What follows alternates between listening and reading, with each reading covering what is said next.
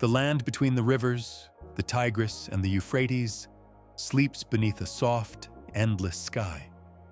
It is a place of warm winds, fertile soil, and gentle currents that flow through reeds and fields. Long before cities rise, before temples shine beneath the sun, this land is simply known as the Black Earth, rich and calm. Night hangs low over the plains. The stars shimmer faintly above the horizon, reflected in shallow pools left by the river's slow retreat. The air is warm, carrying the faint scent of wet clay and distant grasses. In this soft darkness, you can almost hear the breath of the ancient world waiting to awaken. The Mesopotamian sky was everything to early people. It was a vast canopy filled with patterns that marked the seasons, guided the floods, and shaped the earliest stories told around fires. Travelers gazing upward believed the sky held beings older than time, heavenly figures who shaped both the land and the destiny of humankind. In the distance, a gentle breeze moves across the plains, bending the tall grasses in slow ripples. The moon sits low, glowing faintly through a thin veil of clouds. Somewhere beyond the horizon lies the Persian Gulf, its waters calm in the night. To the north stand distant mountains, faint silhouettes against the sky. Between these borders, rivers, sea, mountains, the cradle of civilization begins to stir. As the first light approaches, the outline of early settlements appears. Small clusters of reed huts built near the riverbank stand quietly in the morning haze. Smoke rises from the first fires of the day. A fisherman pushes his small boat into the water, its wooden hull making no sound as it glides across the river's smooth surface. The world is still half asleep, wrapped in pale colors of dawn. Slowly, the sun lifts above the eastern edge of the sky. Warm, golden light spreads across the plains, touching the huts, the river, the fields, and the faces of early people beginning their daily work. As light fills the land, so does memory. For this sunrise has happened countless times, each one witnessed by generations who lived long before history was written. In ancient Mesopotamia, the people believed that before land and sky separated, before rivers formed their paths, the universe was a single, boundless sea, calm, dark, and eternal. From this cosmic deep, the earliest forces emerged, shaping the heavens above and the earth below. This was the age of beginnings, long before kings and cities, before temples and farming, before writing carved stories into clay. It is within this world, quiet, ancient, and full of gentle mystery, that the tale of the Anunnaki begins. The river winds softly through the fields. The sun grows warmer. The early settlements come to life with calm activity, grinding grain, weaving reeds, tending to animals. The world feels safe, peaceful, and still untouched by the great myths that will soon unfold. The Anunnaki, as later generations would call them, are not yet present in this dawn scene. But the world they will inhabit is ready, shaped by rivers, warmed by sunlight, watched over by stars that shimmer like distant guardians above the plains. For now, the land breathes quietly. The morning awakens slowly, and the ancient world waits for its first stories to rise, like the sun itself, over the peaceful cradle of civilization. Before the world of cities, kings, and temples took shape, the ancient people of Mesopotamia believed that everything began with water, silent, endless, and eternal. It was not the water of rivers or rain, but a deep, boundless sea stretching beyond all horizons. In this sea, there was no sky, no earth, no light, only stillness. They called this primeval ocean Abzu, the sweet, life-giving water beneath all land, and Tiamat, the vast, mysterious sea of salt. Together, they were the silent beginnings of everything.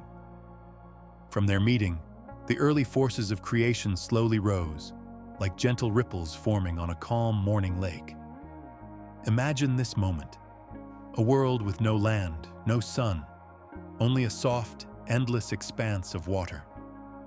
Nothing rushed, nothing stirred quickly. Creation unfolded as quietly as a long, peaceful breath.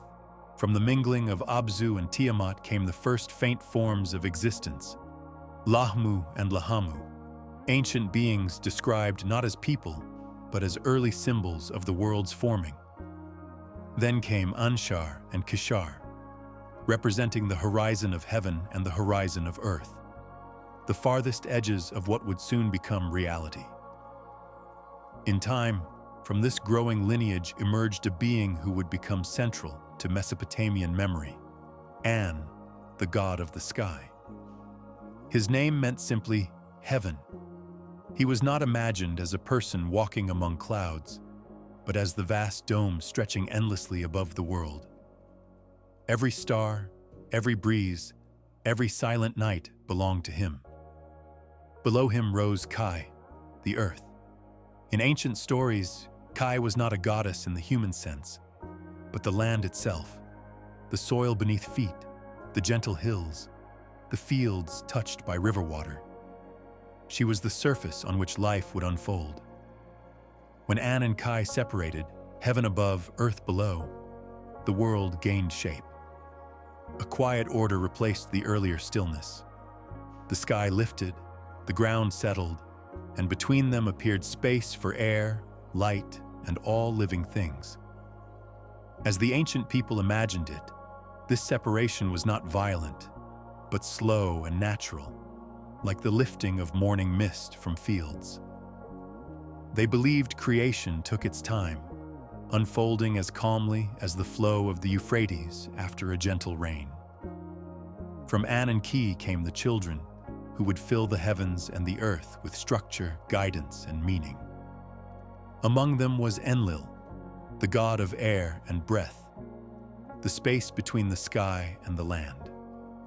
Enlil was the soft wind moving across the plains, the cool breeze before dawn, the silent force that carried seeds, shaped clouds, and guided the rhythm of life.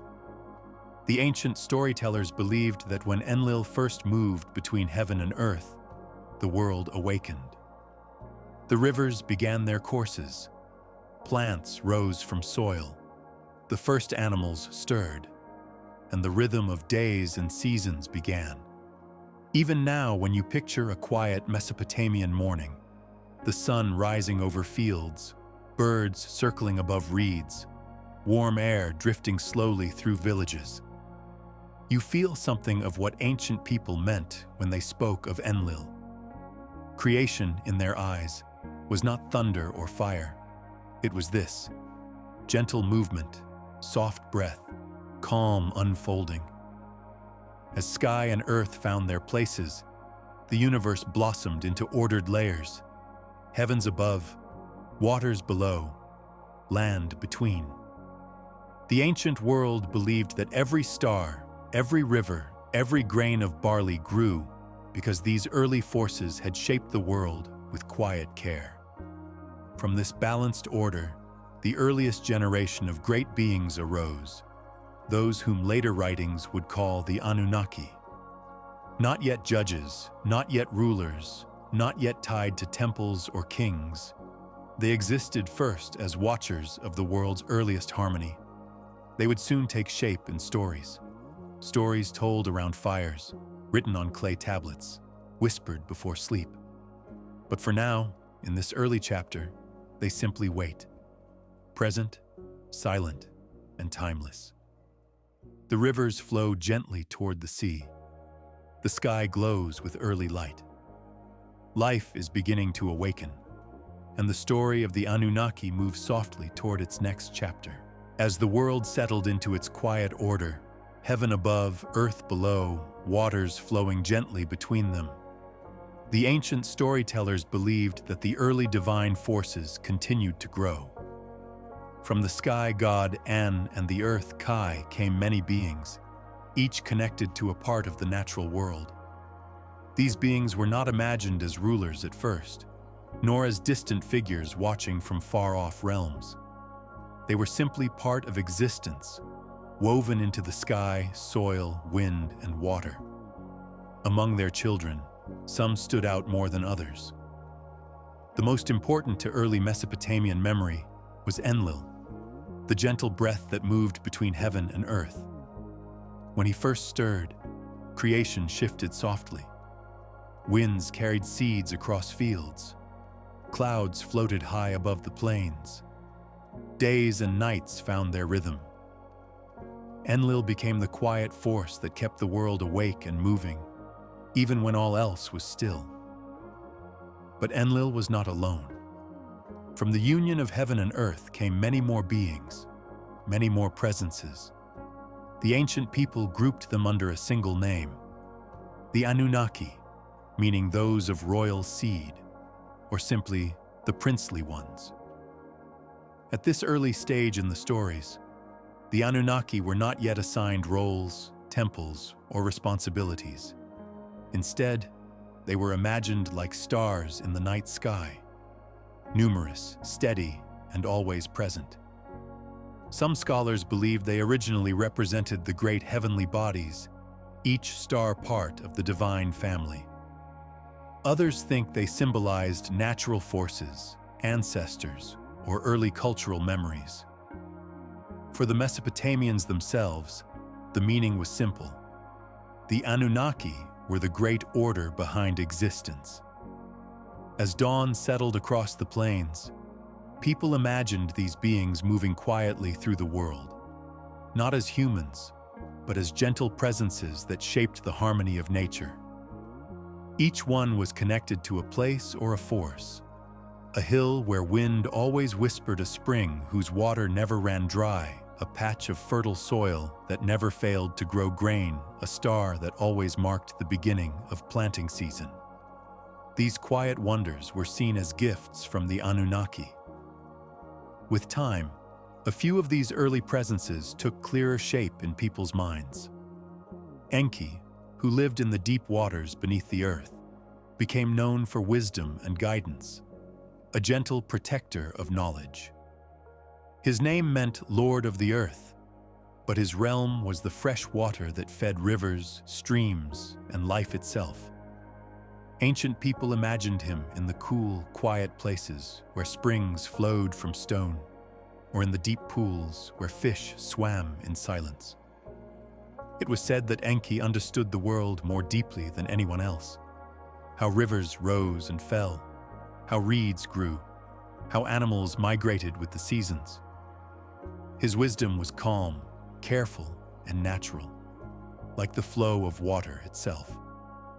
Beside him stood Ninhursag, the Lady of the Mountains and the Mother of growing things.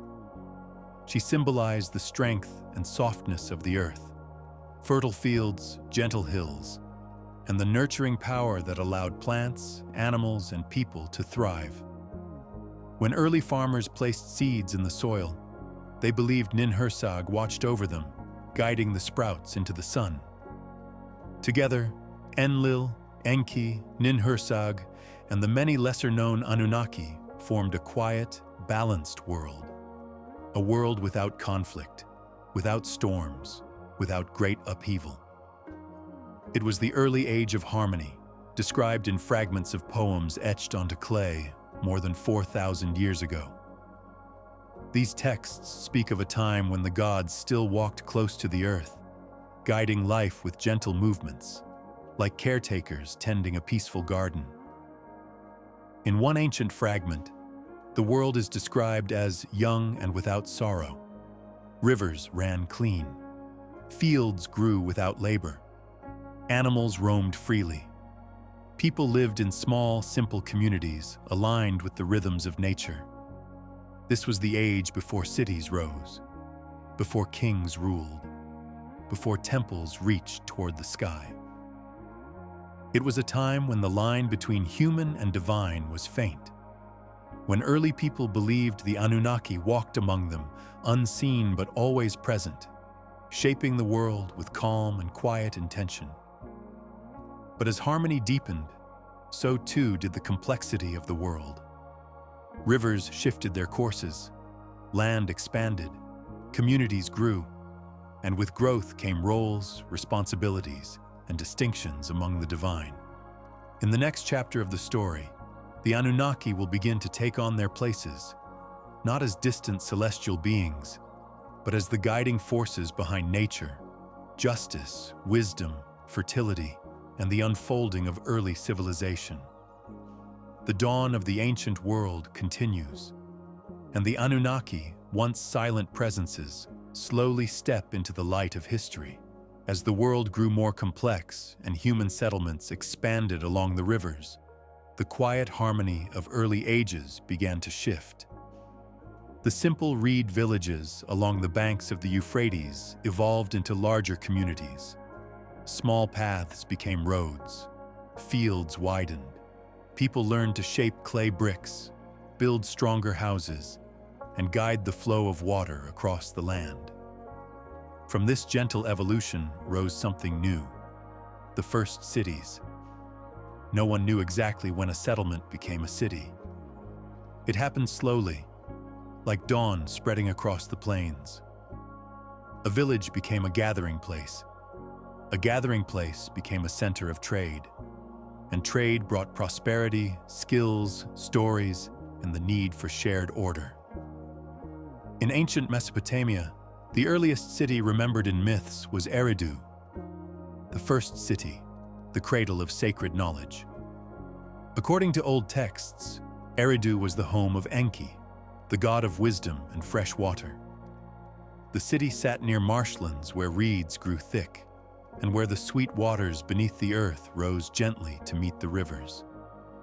Imagine walking through Eridu in its earliest days. Mud brick houses placed close together for shade, narrow footpaths winding between them, reed mats hanging in doorways, and the soft sound of water moving beneath wooden walkways. Smoke drifted from small hearths. Fishermen tied their boats near the shore. Women ground grain on stone slabs, their slow movements blending with the gentle rhythm of daily life. At the center of the city stood a simple platform. Nothing grand, just a raised mound of packed earth. But this mound was special. It marked the place where people felt the unseen world touched the human one. Over generations, this platform grew into a larger structure. More bricks were added, extra rooms built, stairways carved. Eventually, it became one of the earliest temples, a quiet home for the divine presence believed to watch over the city. This idea that a god watched over a city changed everything. As populations grew, so did the need for organization. Water had to be shared, fields had to be divided, trade needed rules, disputes needed solutions. The people believed that only a connection to the divine could maintain this delicate balance. And so, they turned to the Anunnaki, not as distant mythic figures, but as guardians of order. Enki, the Wise One, was central to this new structure. It was said he taught people how to build canals, dig irrigation trenches, and organize farming seasons. He brought knowledge of crafts, writing, medicine, and gentle governance. Stories from clay tablets describe him not as a ruler commanding from above, but as a calm guide who offered solutions when the world became difficult. Other members of the Anunnaki gained roles as well. Enlil became associated with kingship, authority, and the sacred laws that kept society strong. He was not imagined as harsh, but as the steady presence that maintained order and ensured that cities flourished. Ninhursag watched over fertility and the health of the land. Farmers believed her blessing ensured strong crops and safe births. Inanna, who would rise to great importance, embodied vitality, passion, and human complexity. though her story belonged to a later age. Together, these divine presences shaped the early cities, becoming woven into the daily rhythm of life. As more settlements grew, Uruk, Kish, Nippur, Lagash, each city honored a different divine presence, but all acknowledged the Anunnaki as a collective force behind existence. They were believed to sit in councils, deliberate, and maintain the balance between nature and civilization.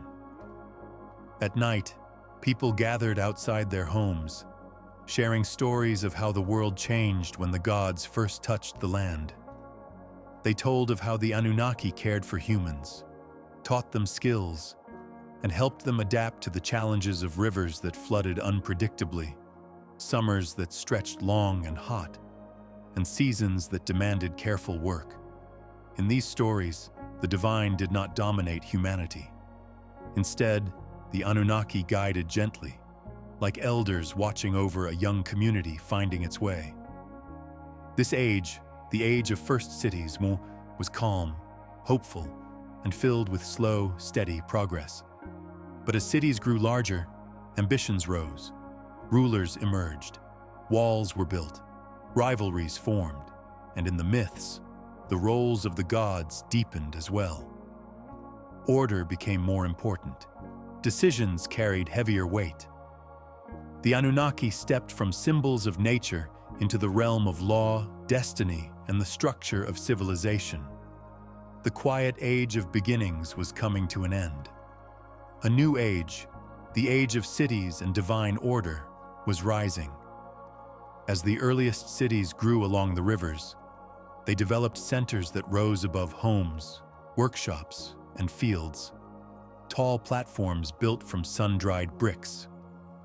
These structures began modestly: a raised mound, a simple shrine, a quiet space where offerings of grain, water, and incense were placed. But with each generation, these sacred mounds grew taller, broader, and more refined. In time, they became the great temples of Mesopotamia, places where heaven and earth were believed to touch. Imagine one of these temples at dawn.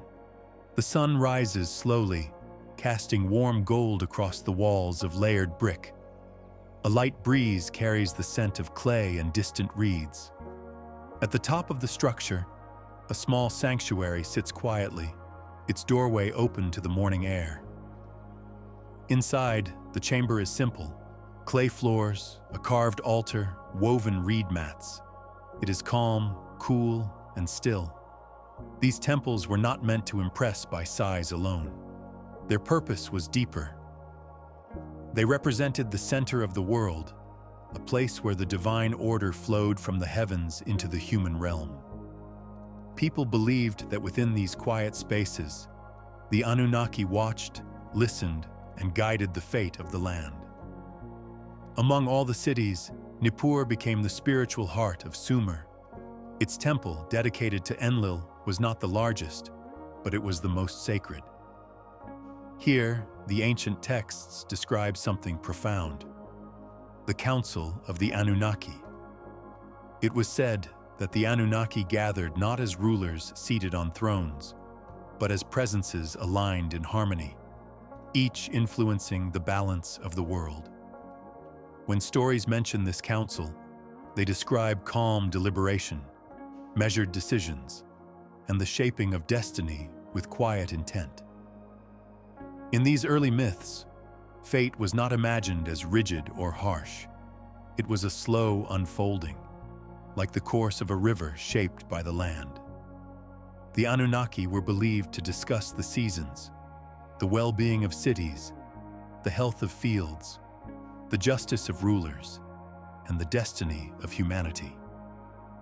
Their choices were gentle but firm, guiding the world toward order.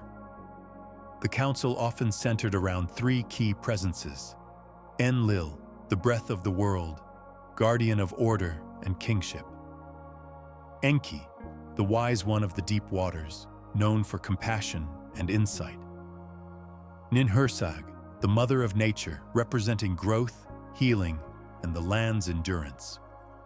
Together, they balanced authority, wisdom, and nurturing, the three forces needed to guide early civilization. Outside the temples, life moved slowly. Farmers led oxen along irrigation channels. Fishermen cast nets into quiet waters. Potters shaped clay under the warm sun. Children played in courtyards shaded by reed mats. Yet people always felt the presence of the divine woven into these daily rhythms. They believed every harvest, every rainstorm, every successful journey owed something to the guidance of the Anunnaki. Rituals inside the temples were simple, quiet, and regular. Priests poured water onto clay altars, offered bread made from the first grain of the season, or lit small oil lamps during the evening. The purpose was not grand display, but maintaining balance, creating harmony between heaven, earth, and the human world. As these rituals continued, the stories of the Anunnaki deepened. People began to speak of their roles in shaping justice, protecting cities, and guiding individuals toward their destinies. Some Anunnaki became associated with particular star patterns, others with certain hills, rivers, or crafts. They became both cosmic and local, grand in stories, yet intimately present in everyday life. It was during this time that the earliest written myths began to form, etched into clay with careful strokes.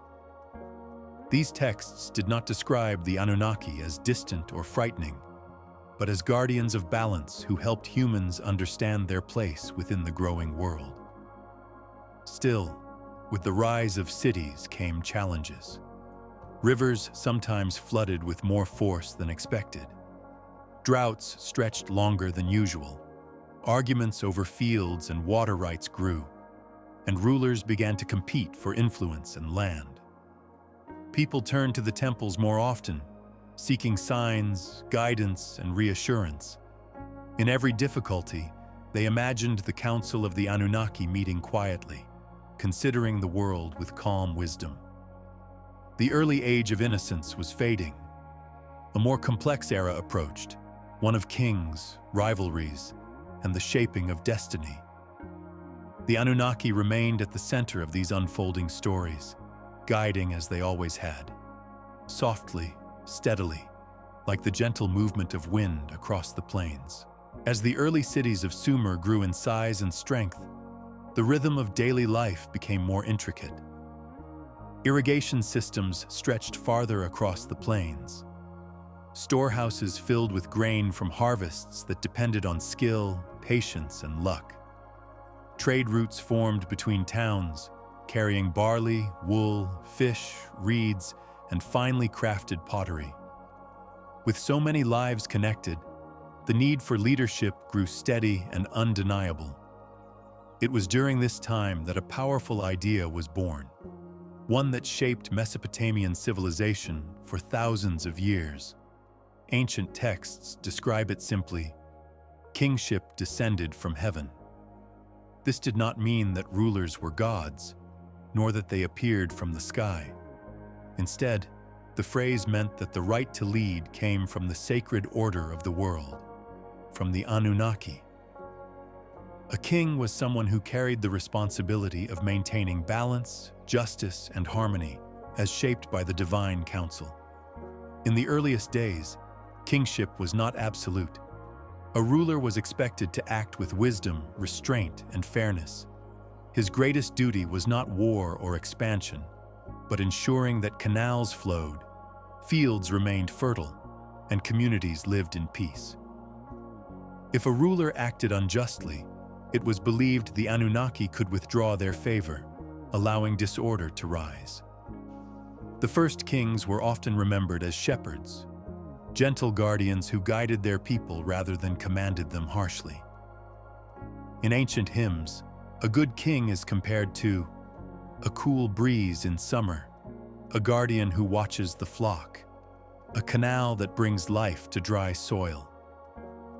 The people believed that these early rulers worked in harmony with the Anunnaki, receiving guidance through signs, dreams, or the quiet wisdom of the temples. One of the earliest remembered cities to hold kingship was Eridu, the home of Enki. Later it passed to Bad Tabira, Larak, Sippar, and Shurupak, each city carrying the responsibility of leadership for a time. These places were modest in size compared to later cities, but in memory they shone brightly, their kings remembered as living close to the divine order. Inside the temples, priests and priestesses played an essential role. They were believed to interpret the will of the gods, reading the patterns of water, stars, and the movement of birds in the sky. They kept records, guided rituals, and helped rulers understand their responsibilities. Their role was not one of power, but of insight, a bridge between the human world and the Anunnaki. Among the divine, Enlil stood as the guardian of kingship. He represented order, stability, and rightful leadership. It was said that no king could rule without his blessing. Enki, meanwhile, offered wisdom, teaching rulers how to govern with compassion and cleverness. Ninhursag ensured the prosperity of the land, and Inanna, in time, would become associated with power, sovereignty, and the complex nature of human ambition. As cities grew larger, temples became grander. Clay tablets recorded laws, trade agreements, and rituals. Society developed layers: farmers, craftsmen, merchants, priests, and rulers. All of them lived under the belief that the Anunnaki shaped their destiny. Yet even in this structured world, life remained calm at its core. Families gathered in courtyard homes at dusk, sharing bread and cooling water as shadows stretched across the walls. Children played in narrow lanes, their laughter echoing between mud brick houses. Farmers walked back from fields in the warm light of sunset, leading donkeys burdened with grain or clay jars of dates. Night settled gently over the cities, and as oil lamps flickered in doorways, people looked to the stars, the same stars their ancestors had watched, and believed the Anunnaki watched with them. The constellations marked the changing seasons, guiding planting and harvest. The sky was both a map and a message, a quiet reminder of the divine order that shaped their world. Kingship, though sacred, remained fragile. A flood, a drought, or a failed harvest could shake a city's confidence.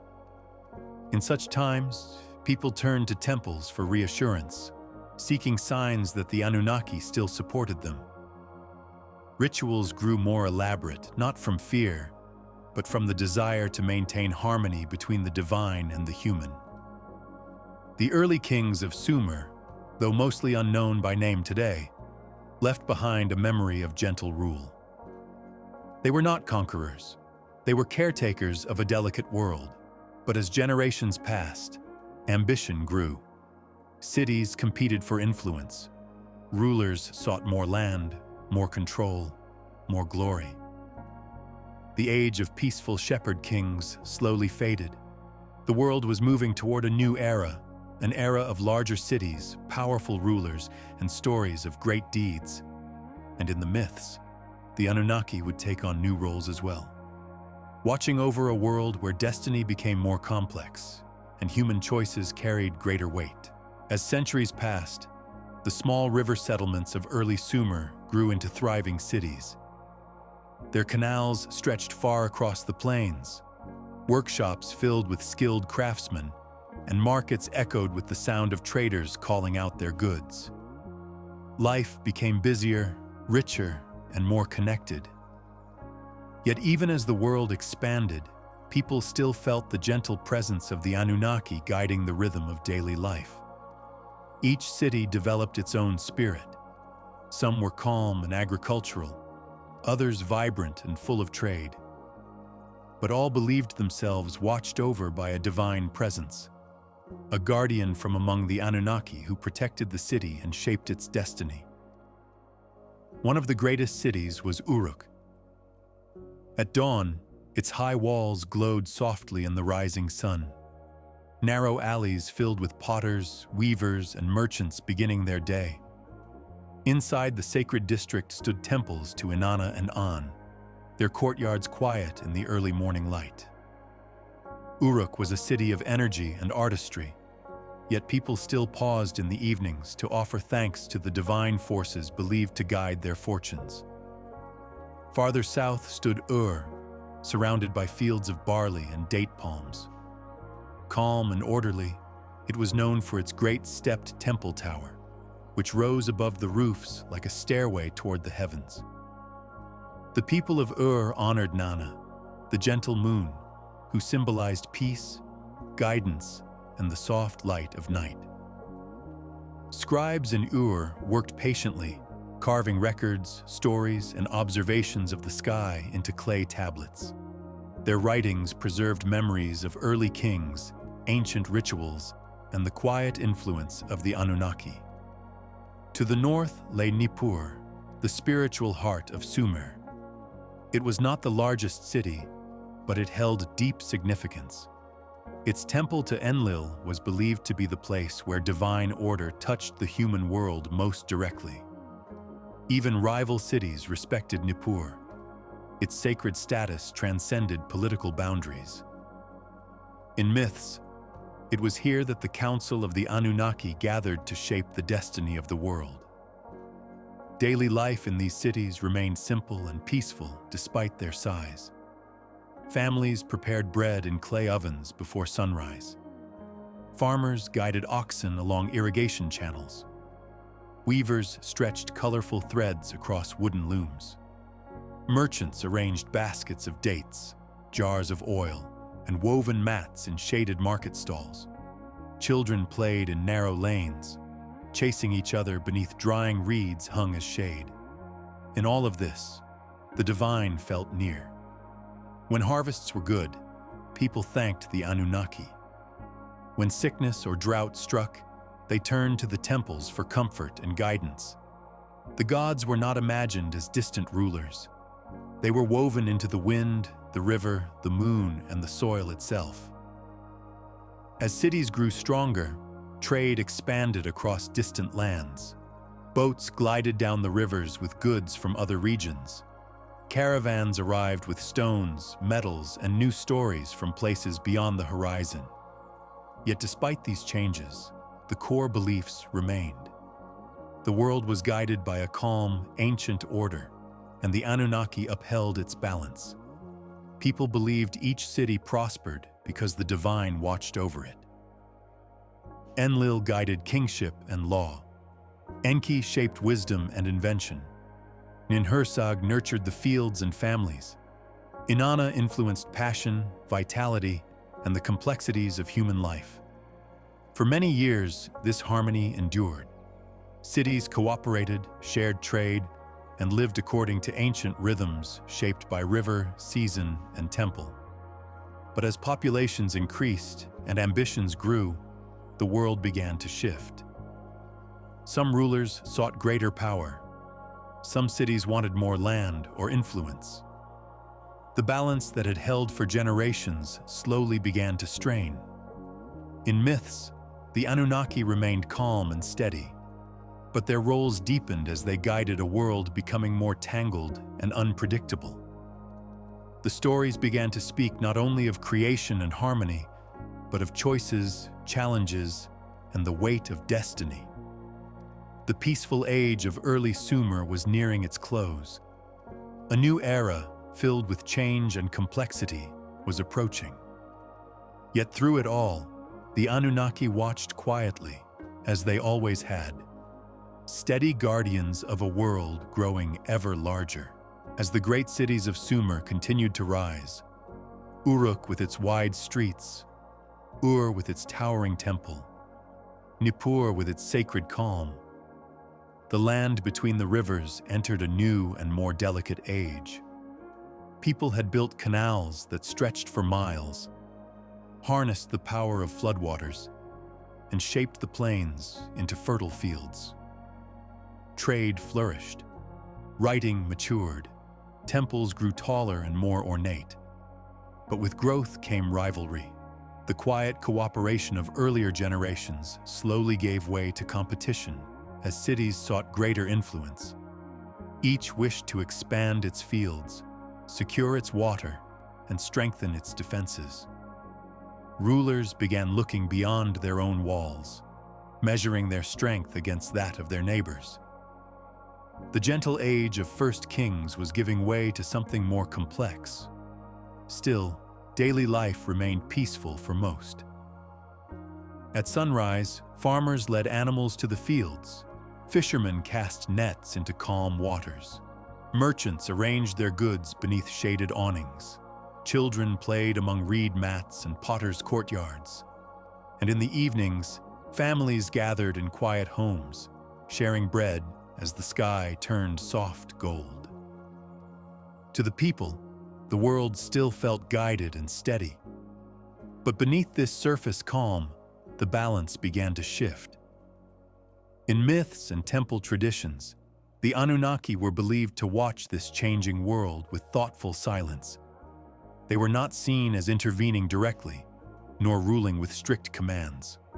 Instead, they acted through signs, omens, and the slow unfolding of fate. The ancient texts describe them as a council observing the rise of human ambition with patience, as if understanding that change, though uncertain, was part of the world's natural rhythm. Among the Anunnaki, Enlil remained the guardian of order and kingship. As cities grew stronger, his presence took on deeper meaning. Kings prayed to him for legitimacy, justice, and the strength to maintain harmony. His sacred temple in Nippur became a neutral ground. Even cities in conflict sent gifts there, believing that disrespecting Enlil would bring imbalance and hardship. Enki, ever wise and calm, watched over the rivers, crafts, and the preservation of knowledge. It was said that he guided those who sought peaceful solutions, teaching rulers to build alliances, strengthen irrigation, or resolve disputes through careful agreements rather than force. Ninhursag continued to nurture the land, ensuring the fertility of fields and families. People believed her touch was in every sprout of grain, every newborn animal, every calm season. And Inanna, the vibrant force of life, began to take on a new role. As human ambitions grew, so too did her connection to passion, vitality, and the unpredictable nature of desire. She embodied both creation and challenge, hope and intensity, the spark that drove cities to expand and evolve. These changes did not disrupt the rhythms of daily life. The ancient world remained slow and warm, shaped by river winds and the steady movement of seasons. But people began to sense that they lived in a time of transition. Stories passed down in temples spoke quietly of fate, responsibility, and the delicate thread that connected people's choices to the broader harmony of the world. Rulers built stronger walls. Canals grew deeper and more complex. Trade routes extended farther, reaching lands with unfamiliar languages and goods. Towns once considered distant now felt like neighbors. With every advancement came new questions. Questions of leadership, justice, and the responsibilities of those who guided entire cities. In these moments of uncertainty, people turned more often to the temples. Priests read signs in the stars or sought guidance from patterns in oil, smoke, or water. Families offered bread and incense, hoping for calm seasons, fair rulers, and peace among neighboring cities. And always, behind the scenes of human hopes and decisions, the Anunnaki were imagined as steady and watching. Not controlling, not intervening abruptly, but guiding gently through the natural order of the world. Their presence was the quiet assurance that even as life became more complicated, the ancient balance had not been abandoned. The age of rising cities was reaching its peak. A new era, one of great kings, new laws, and deeper stories, was approaching. And as the world prepared to change once again, the Anunnaki remained in their silent harmony, overseeing a land that grew more vibrant and interconnected with each passing generation. As the great cities of Sumer entered their most prosperous age, life in the land between the rivers carried a quiet rhythm shaped by countless generations. Canals shimmered under the warm sun. Temple towers cast long shadows across courtyards where families gathered at dusk. The scent of baked clay and fresh grain filled the air. And through all these familiar sensations, the presence of the Anunnaki remained a gentle thread woven into daily life. By this time, the world had changed greatly from the simple dawn of early villages. Cities stood tall. Writing had become part of record-keeping and storytelling. Trade routes connected distant lands. Rulers governed with laws carved into stone. Yet even as human society grew more structured and ambitious, people still looked to the divine with the same quiet reverence their ancestors held. The Anunnaki were never imagined as distant or fearsome beings. Instead, they were guardians of balance, woven into the world's natural order, present in the wind, the rivers, the moonlight, and the calm unfolding of destiny. In Sumerian thought, the Anunnaki did not intervene in sudden or dramatic ways. Their influence was more like the slow shaping of a riverbank, or the steady shift of seasons, subtle, patient, and enduring. Fate was described not as a rigid decree, but as a path gently shaped by divine wisdom, through which humanity walked with free will. With time, each great city celebrated its own traditions. Uruk honored Inanna's energy and vitality. Ur found calm under the soft light of Nana, the moon. Nippur looked to Enlil for order and justice. Eridu sought the deep wisdom of Enki. Festivals marked the turning points of the year. Lamps glowed in doorways during the cool evenings. Families placed small offerings at household altars, water, flowers, bits of bread, not out of fear, but from gratitude and hope. Even during moments of tension between cities, the belief persisted that the Anunnaki watched over all lands equally, caring for the balance of the world rather than the ambitions of rulers. Stories passed down through generations described the divine council meeting in quiet harmony, discussing the well-being of creation, ensuring that the world remained whole. Eventually, new powers rose. Akkad, Babylon, Assyria, each inheriting and reinterpreting the ancient traditions. Though cultures shifted, the memory of the Anunnaki endured. Their names changed slightly across languages, but their essence remained. Beings associated with order, wisdom, fertility, and the unfolding of destiny. Scribes continued to copy myths onto clay tablets, preserving stories for centuries. Some tablets told of creation and the shaping of the world. Others described the early kings or the great flood remembered across many cultures. But woven through all these stories was a quiet message. The world was guided by forces older than memory, and humanity lived within that gentle order. As centuries passed, the cities of Sumer gradually faded. Rivers changed their paths. Fields dried. Empires rose and fell. Yet the stories of the Anunnaki survived, echoes of a time when people felt the divine woven into every sunrise, every harvest, every quiet evening beside the river. In the soft light of dusk, one can imagine a Sumerian family gathering in their courtyard thousands of years ago. The warm air carries the sound of distant laughter.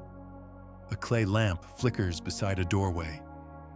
Children fall asleep under the stars, whose patterns have guided travelers since the earliest days.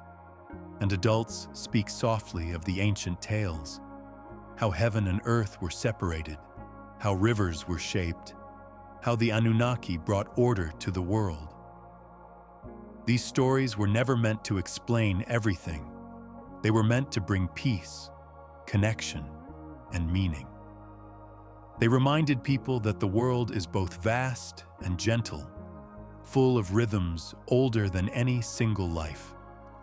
In the end, the legacy of the Anunnaki is not found in conquest or power, but in memory, in the quiet belief that the world is guided by harmony, wisdom, and the slow unfolding of destiny.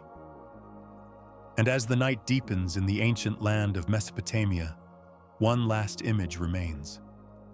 The soft glow of the moon on the river, the distant hum of life settling into rest, and the steady presence of the divine, calm, watchful, timeless. The story fades gently, like embers in a lamp, and the ancient world drifts once more into peaceful sleep.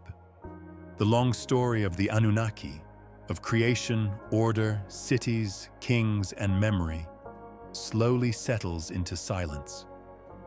The world of ancient Mesopotamia, once filled with the voices of farmers, merchants, scribes, and priests, now grows quiet beneath the gentle blanket of night. The warm winds soften. Lamps flicker in distant doorways. The river carries the last reflections of starlight. In this final moment, the ancient land seems to breathe with a calm that has existed for thousands of years. Imagine standing along the banks of the Euphrates at dusk.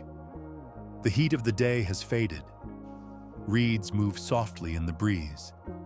The sky glows with warm bands of gold, rose, and fading blue. Across the water, the silhouettes of clay homes blend gently into the deepening twilight. This world, the world shaped by the rhythms of rivers and stories, feels timeless. It was old when the first kings ruled. It was old when the earliest myths were carved into clay. And yet its peace remains as present now as it was then. For the ancient people, the Anunnaki were never distant or unreachable. They were felt in the quiet moments. The movement of wind across fields, the rise of the moon over rooftops, the calm flow of water through canals. Their presence was not a force of command, but a steady assurance that the world had order, purpose, and harmony. As night deepens, the sounds of the cities grow soft. Merchants close their stalls. Families gather in courtyard homes. Children fall asleep beneath woven blankets as the last light of day fades. The sky fills with stars, the same constellations that guided travelers, priests, and storytellers for countless generations. In this peaceful silence, you can almost hear traces of ancient life. The quiet hum of a loom being finished for the evening, the soft splash of a fisherman's oar, the distant lowing of cattle settling into sleep, the faint murmur of a priest whispering a final prayer in a dimly lit temple room. These gentle sounds once formed the heartbeat of Mesopotamia.